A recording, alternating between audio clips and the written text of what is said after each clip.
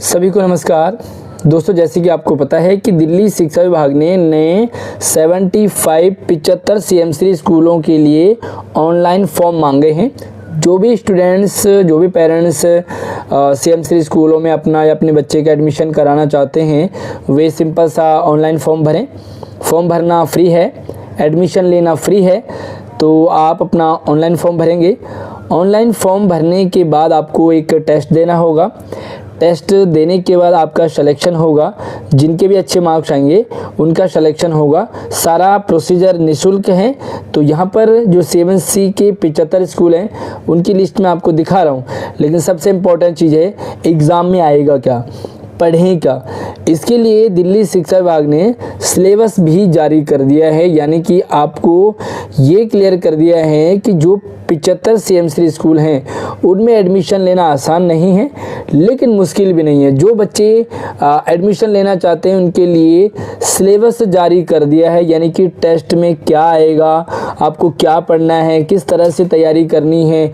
2026-27 session में अगर आपका भी सपना है दिल्ली CM3 स्कूल में एडमिशन लेना, तो आप इस वीडियो को ज़रूर एंड तक देखें।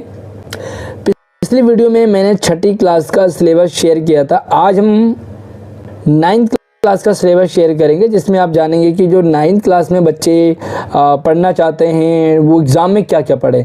तो वीडियो को एक बार लाइक ज़रूर कीजिएगा, अपने दोस्तों को भी शेयर कीजिएगा। और अगर आप चैनल पर पहली बार आए हैं तो सब्सक्राइब ज़रूर कर लेना, ताकि जो आने वाली अपडेट है वो आपको लगातार मिलती रहेगी। आपसे कोई भी इम्पॉर्टेंट अपडेट मिस ना हो, क्योंकि बहुत सारे बच्चे उनको पता ही नहीं चलता है और वो मिस कर जाते हैं। तो यहाँ पर जो सबसे इम्पॉर्टेंट चीज़ है, टेस्ट में आएगा क्या, वो आपको समझना होगा। तो सबसे पहले जो टॉपिक है वो है इंग्लिश लैंग्वेज। इंग्लिश लैंग्वेज में क्या आएगा आपको, तो यहाँ पे आप देखेंगे reading comprehension questions based on unseen passage.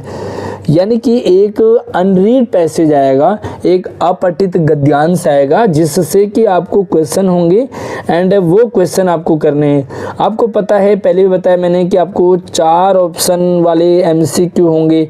चारों में से एक सही होगा और उस सही को आपको गोला करना है, यानी कि मल्टीपल चॉइस क्वेश्चंस होंगे सारे। ठीक है, तो इंग्लिश में आपको अनरीड पैसेज आएगा, साथ में एक पोइट्री भी आएगी, यानी कि प्रोज भी आएगा, एक कविता आएगी। जैसे हिंदी में अगर कहें तो एक अपठित गद्यांश आएगा और एक कविता आएगी। इससे रिलेटेड आपको क्वेश्चन छांटने हैं। ठीक है, उसके बाद अगला टॉपिक रहेगा English grammar and its usages. यानी कि इंग्लिश ग्रामर से पूछा जाएगा। अब आपका सवाल होगा कि इंग्लिश ग्रामर में क्या आएगा, तो देखिए इंग्लिश ग्रामर में कुछ भी आएगा।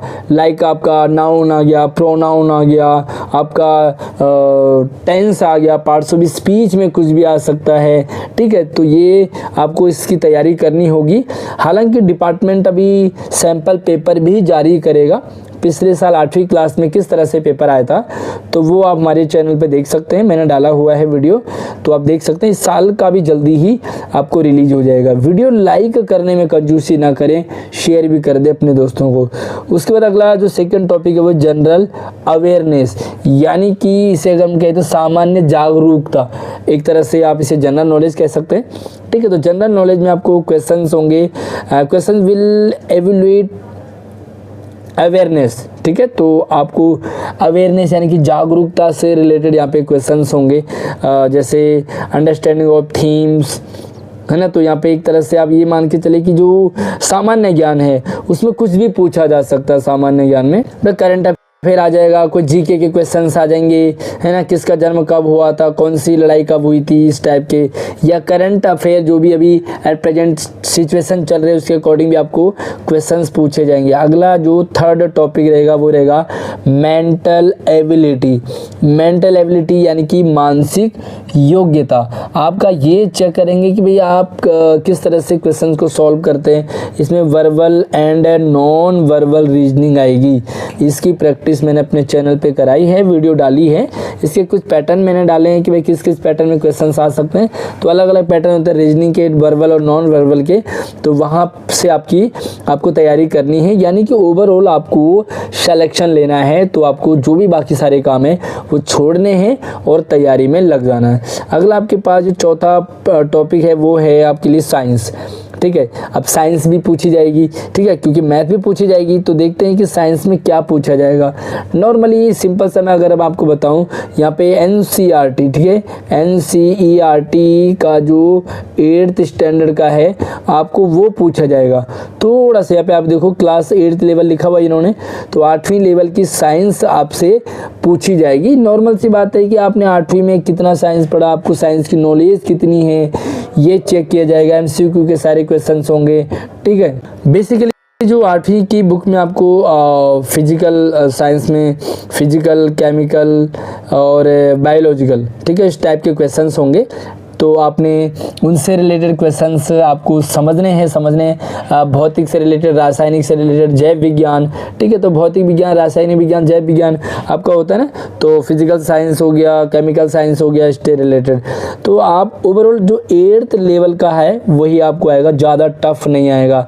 तो आपने इसके लिए 8वीं क्लास की साइंस को पी जाना है। 2-3 राउंड आप इसकी प्रैक्टिस करेंगे तो आपका सिलेक्शन कंफर्म हो जाएगा, ठीक है। कितनी मेरिट जाएगी और कौन सा मतलब आपको किस तरह की तैयारी करनी है वो मैं आपको वीडियो के एंड में बताऊंगा। सबसे पहले मैथ की बात कर लेते हैं। मैथ में क्या पूछा जाएगा, तो this section will evaluate quantitative reasoning. तो यहाँ पे भाई रीजनिंग के क्वेश्चंस भी आएंगे, लाइक न्यूमेरिकल फ्रीक्वेंसी आएगी and the ability of to apply mathematical concept, जो भी आपके मैथ से रिलेटेड। ओवरऑल जो है यहाँ पर भी आपको 8वीं क्लास के लेवल की मैथ आएगी। जोड़, घटाने, गुना, भाग हो गए, ठीक है, प्रैक्टिकल हो गए, साथ में भिन्न हो गए, ठीक है। ये आपको इस टाइप के क्वेश्चंस होंगे। तो मैं ओवरऑल आपको बताऊं कि ज़्यादा मुश्किल नहीं रहेगा पेपर, लेकिन आसान भी नहीं रहेगा, क्योंकि आपको क्वेश्चंस इस तरह से होंगे सभी के लिए, सभी बच्चों के लिए सेम ही रहेंगे। इसमें सरकारी स्कूल के बच्चे भी फॉर्म अप्लाई करेंगे, प्राइवेट स्कूल के बच्चे भी अप्लाई करेंगे। तो यहाँ पे मेरिट जो है उनकी उसी हिसाब से जाएगी, और बच्चों की संख्या बहुत ज़्यादा होती है, फॉर्म बहुत ज़्यादा बच्चे भर लेते हैं, ठीक है। अभी इसकी डेट बढ़ गई है तो आप देखोगे कि इस बार और भी ज़्यादा फॉर्म भरने के चांसेस हैं। अब आपको अपनी तैयारी रखनी है, और ये मान के चलिए कि जो बच्चे हैं ना, अच्छे बच्चे, वो जब अप्लाई करते हैं तैयारी बहुत बढ़िया करते हैं बच्चे। पिछली बार की आप मेरिट देखेंगे तो बहुत हाई मेरिट भी गई है, लेकिन पढ़ने वाले बच्चों के लिए कुछ भी टफ नहीं है। आपको जो है रीजनिंग की अच्छी तैयारी करनी है। साइंस आप 8वीं लेवल की पढ़ ले, ठीक है, मैथ 8वीं लेवल की, साइंस 8वीं लेवल की। मेंटल एबिलिटी के क्वेश्चंस मैंने अपने चैनल पर डाले हुए हैं। जनरल अवेयरनेस में तो आप क्या ही पढ़ सकते हैं, लेकिन हाँ ये कि जो अभी चल रहा है प्रेजेंट सिचुएशन, इसमें बहुत ज़्यादा टफ क्वेश्चन नहीं आएंगे, क्योंकि 8th लेवल का है। बट फिर भी आप अपने SST के जो एक मान के चलिए कि जो डेट है, सन वगैरह है, वो याद कर लीजिए। इंग्लिश में भी आप ग्रामर तो आपको अपने 6ठी, 7वीं, 8वीं में पढ़ते ही आए हैं, तो उसी की आपको प्रैक्टिस करनी है। मतलब ये है कि हल्के में नहीं लेना है, ठीक है। बाकी कोई भी सवाल, डाउट, कन्फ्यूजन हो तो आप मुझे कमेंट कर सकते हैं। साथ में आप मुझे व्हाट्सएप, इंस्टाग्राम से भी संपर्क कर सकते हैं। मेरा व्हाट्सएप नंबर, इंस्टाग्राम ID इसी वीडियो की डिस्क्रिप्शन में डाला हुआ है, ठीक है। अगली वीडियो में 9th क्लास की बनाएंगे, 6ठी क्लास की हमने वीडियो बना दी है और डिस्क्रिप्शन में आपको वीडियो मिल जाएगी। बाकी कोई भी सवाल, डाउट, कन्फ्यूजन हो तो आप पूछ सकते हैं, और अगली वीडियो मिलते, तब तक आप चैनल को सब्सक्राइब कीजिएगा। धन्यवाद।